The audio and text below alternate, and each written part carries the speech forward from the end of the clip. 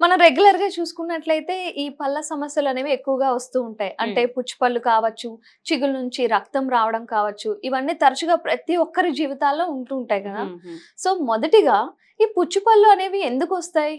పుచ్చు పళ్ళకి రావడానికి కారణం ఫుడ్ లాడ్జ్‌మెంట్. అంటే తిన్న ఆహారం ఏదైతే పళ్ళలో చేరుకోవడం వల్లనే పుచ్చు పళ్ళు వచ్చే తీవ్రత ఎక్కువగా ఉంటుంది. దీనికి మనం అరికట్టడానికి స్టిక్కీ ఫుడ్ తినకూడదు. హ్మ్. ఓకే. ఇన్ కేస్ ఎప్పుడైనా తినాల్సిన పరిస్థితి వస్తే immediately at least you have to try to brush it out. Brushing కుదరని పక్షాన అట్‌లీస్ట్ గార్గిల్ అనే చేయడానికి ప్రయత్నం చేసుకోవాలి. అంటే పుక్కిలించి కడడానికి హ్మ్. మనం ప్రయత్నం చేయాలి. ఇప్పుడు బ్రషింగ్ అంటే ఎవరైనా ఒకసారే చేస్తారు. చాలా హైజీన్ ఎక్కువ ఉన్న వాళ్ళు 2 సార్లు చేస్తారు. యెస్. మనం యెస్. నిజం ఒప్పుకోవాలి కాబట్టి. అదే. సో, 2 సార్లు ఖచ్చితంగా చేయాలంటారా? యెస్. అవసరం యెస్. ఉందా? యెస్. చాలా అవసరం ఉంటది. Certain countries also tend to prove that night time brushing is more prominent. Should be more prominent అట్లా అన్నమాట. Morning once after you get up from the bed ఉండాలి brushing. Night after your daily things are done. పడుకునే ముందు before to bed చేసుకోవాలి. Brushing okay. చేసుకోవాలి.